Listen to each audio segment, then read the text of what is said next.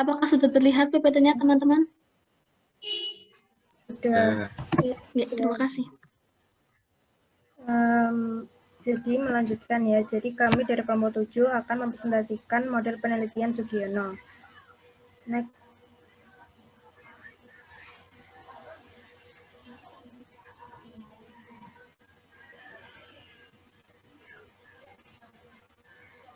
Ini anggota kelompok. Nah, selanjutnya penelitian model Sugiono. Dalam penelitian model Sugiono ini, spesifikasi yang digunakan lebih lengkap dibandingkan dengan model yang lain. Hal itu dikarenakan pada salah satu tahap desain produk baru yang dibuat lebih lengkap dengan pada salah satu tahapan desain produk baru yang dibuat lebih lengkap dengan spesifikasinya karena dibuat berdasarkan evaluasi dari kelemahan-kelemahan produk sebelumnya, serta mengkaji produk unit lain yang sistem kerjanya lebih bagus. Next.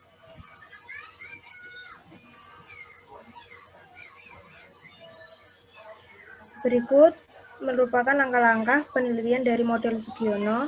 Yang pertama ada potensi dan masalah, kemudian pengumpulan data, lalu desain produk, validasi desain, kemudian ada perbaikan desain, uji coba produk, kemudian ada revisi produk, lalu uji coba pemakaian, revisi produk, dan produksi massal.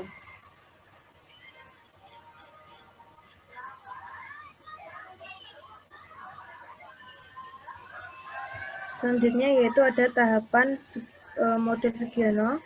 Yang pertama tadi ada potensi dan masalah.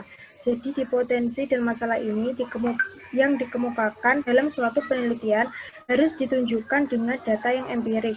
Data tentang potensi dan masalah tidak harus dicari sendiri. Bisa juga berdasarkan laporan penelitian orang lain ataupun dokumentasi laporan kegiatan yang berasal dari perorangan ataupun instansi tertentu yang masih up-to-date. Yang kedua yaitu ada pengumpulan data. Setelah dilakukan analisis potensi dan masalah yang ditunjukkan secara faktual dan up-to-date, langkah berikutnya yaitu pengumpulan berbagai informasi dan studi literatur yang dipakai untuk merencanakan membuat produk tertentu yang diharapkan bisa mengatasi masalah tersebut. Selanjutnya akan dijelaskan oleh Lutfi Lisa Ada.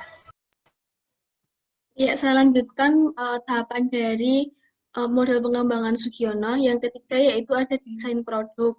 Hasil akhir dari kegiatan ini biasanya berupa desain produk yang telah lengkap dengan spesifikasinya. Desain ini masih bersifat hipotetik karena efektivitasnya masih belum terbukti dan baru bisa diketahui setelah melewati pengujian-pengujian.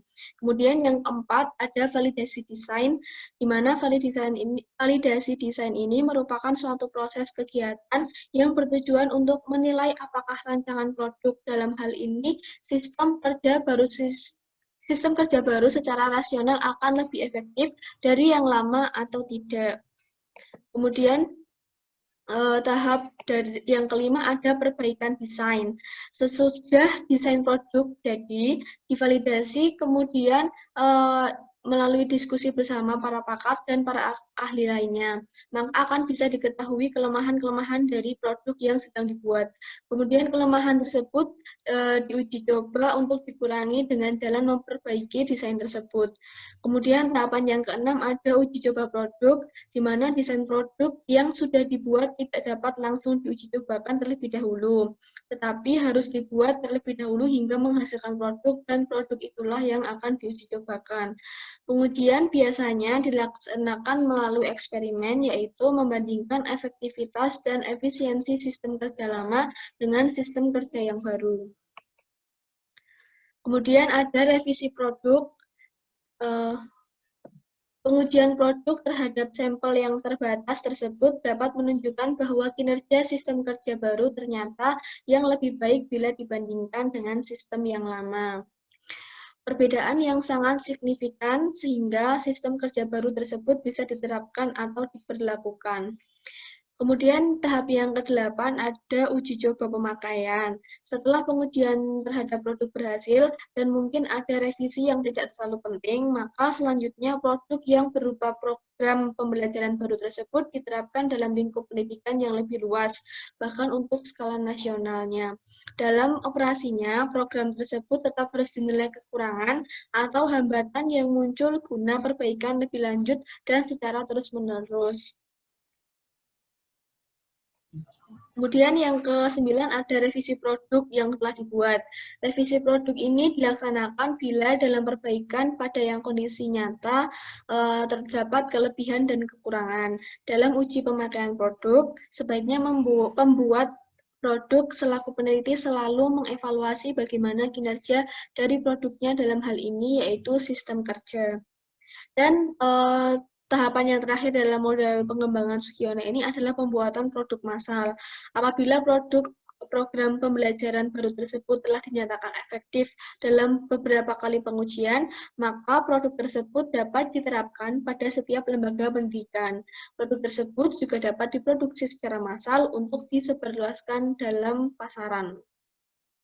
Kemudian yang selanjutnya akan dijelaskan oleh Sofia Turn.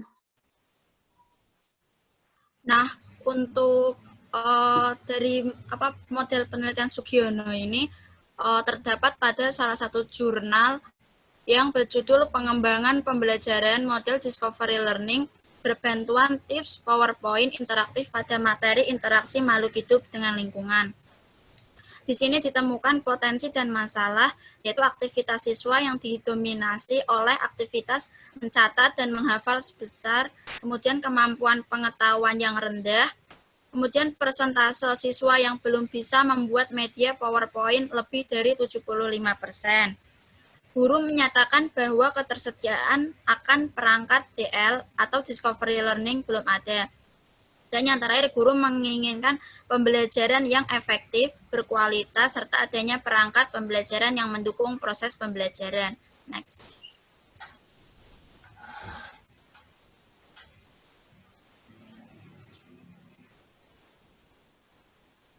Nah, kemudian untuk pengumpulan datanya, pengumpulan informasi dilakukan melalui studi literatur. Perangkat yang dikembangkan disesuaikan dengan KI, KD, dan materi di semester genap. Pada semester genap kelas 7 hanya ada satu KD yang berhubungan dengan konsep biologi. Kompetensi dasar tersebut terletak pada nomor 3.8, bunyi KD 3.8 adalah mendeskripsikan interaksi antar makhluk hidup dan lingkungannya. Next.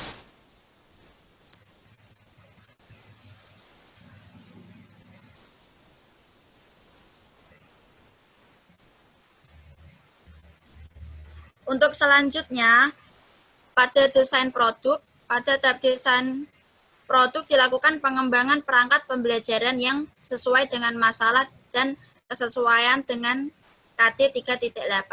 Salah satu model yang memberikan kesempatan anak untuk berinteraksi langsung dengan lingkungan adalah model DL. Model DL atau Discovery Learning akan dibantu dengan TPI dengan harapan menarik dalam pembelajaran. Perangkat DL yang dikembangkan adalah RPP, bahan ajar, LKS, TPI, dan soal evaluasi. Next. Dan untuk validasi desain, pada tahap validasi desain, semua perangkat dinyatakan valid dalam kategori baik dan sangat baik. Skor rata-rata pada RPP, bahan ajar, LKS, dan TPI masing-masing adalah 3,9 atau baik, 4,3 sangat baik, 4,5 sangat baik, dan 4,3 juga sangat baik. Hasil uji coba soal evaluasi didapatkan 40 soal yang valid, reliable, tingkat kesukaran dari mudah ke sulit, dan daya pembeda berkategori cukup baik, baik, dan sangat baik. Selanjutnya akan disampaikan oleh teman saya, Rizka. Oke, yang selanjutnya yaitu uji coba produk. Di sini ada uji keefektifan, yang dimana keefektifan ditentukan oleh aktivitas dan kemampuan pengetahuan. Kemudian yang kedua ada uji kepraktisan, ditentukan oleh respon siswa dan guru. Untuk mendapatkan respon siswa ini biasanya digunakan angket setelah pembelajaran selesai. Respon guru juga diperoleh dari wawancara. Next. Kemudian ada revisi produk. Guru model memberikan saran dan masukan terhadap perangkat setelah pembelajaran diuji coba skala kecil. Masukan tersebut dijadikan acuan untuk memperbaiki kualitas perangkat dan pembelajaran discovery learning berbantuan TPI. Next. Kemudian ada pembuatan produk massal. Pada pembuatan produk massal dilakukan karena keterbatasan waktu dan biaya penelitian. Produk pengembangan yang telah dinyatakan valid hanya dilihat kepraktisan dan keefektifan di skala kecil dan luas. Saran dan masukan pada uji coba skala kecil dan luas dilakukan untuk memperbaiki kualitas perangkat agar lebih praktis dan efektif. Next. Oke, terima kasih. Sekian presentasi dari kelompok 7. Mungkin ada yang ingin ditanyakan?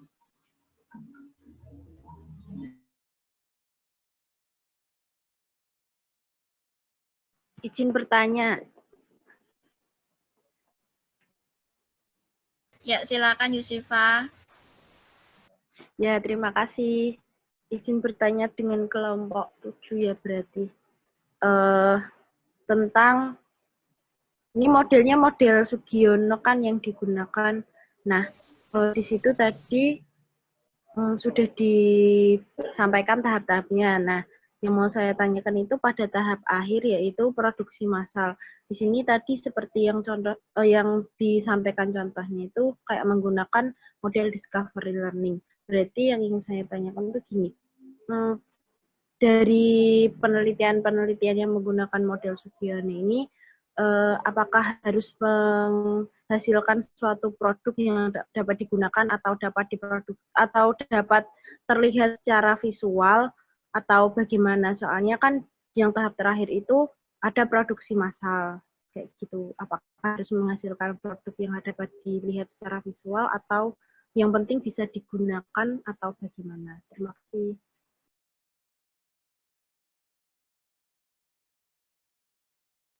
Baik, terima kasih Yusifa. Ditampung dulu ya.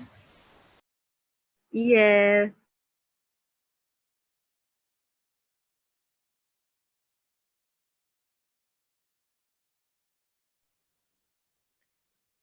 Mungkin dari teman-teman yang lain, jika ingin bertanya, Ikit akan tampung dulu.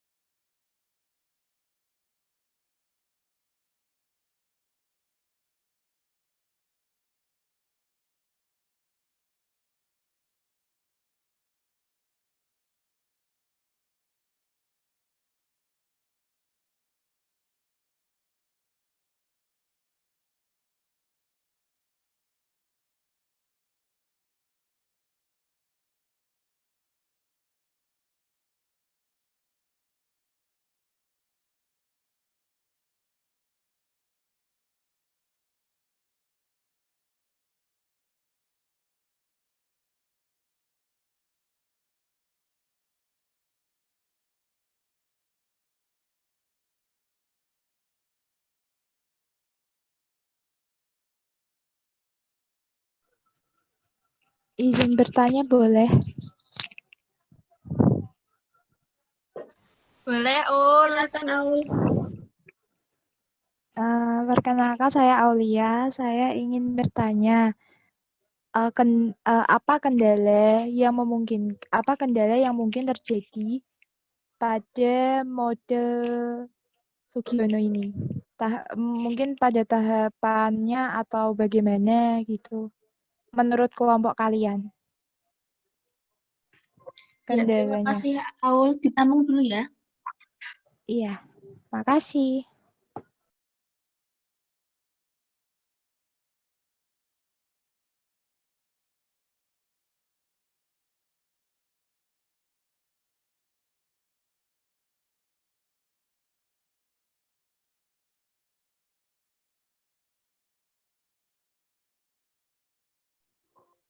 Mohon izin menjawab pertanyaan dari Yusifa. pertanyaannya tadi mengenai apakah produk dari model pengembangan Sugiono ini apakah harus berupa produk visual atau secara yang lain begitu ya Yusifa? Iya. Izin menjawab dari kelompok 7. Nah, untuk model pengembangan pada Sugiono ini, produk yang dihasilkan dapat berupa hardware atau software. Produk software itu misalnya seperti program pengolahan data, kemudian perpustakaan atau laboratorium, kemudian pembelajaran di kelas, ataupun model-model pendidikan, pembelajaran pelatihan, evaluasi, bimbingan, manajemen, dan lain sebagainya yang sejenis dengan produk software. Kemudian untuk produk hardware, misalnya ada pengembangan modul, kemudian ada pengembangan buku paket, ada alat bantu pembelajaran yang ada di kelas seperti laboratorium atau program pembelajaran lainnya. Sehingga penelitian dalam pengembangan model Sugiono ini tidak sama dengan penelitian yang biasa digunakan karena hanya menghasilkan saran-saran bagi perbaikan. Penelitian dan pengembangan pada model Sugiono ini juga menghasilkan suatu produk yang bisa digunakan dalam proses pembelajaran kegiatan belajar. Seperti itu, Yusifa. Oh, baik. Terima kasih. Berarti perbedaan dari model-model yang lain itu, yang model Sugiono ini kayak udah menghasilkan suatu produk yang bisa diproduksi secara massal gitu ya? Ya, seperti itu. Seperti yang disebutkan pada contoh jurnal tadi kan ada pengembangan modul, sehingga modulnya juga bisa dikembangkan dalam proses pembelajaran. Oh, gitu. Oke, terima kasih. Terima kasih, Yusifa. Sama-sama.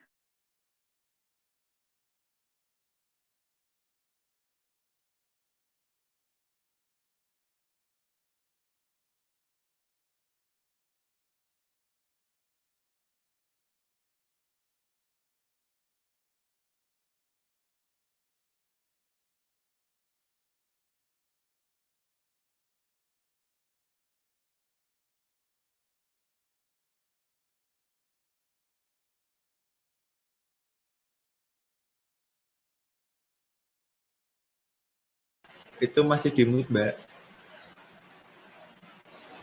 Sudahkah? Sudah, Pak. Kurang satu lagi pertanyaan yang belum Kurang yang Aulia, Pak. Yang apa? Yang tadi untuk produksi massal udah belum? Sudah, Pak. Sudah. Apa? Oke ya, yang Aulia. Untuk yang pertanyaan Aulia izin menjawab.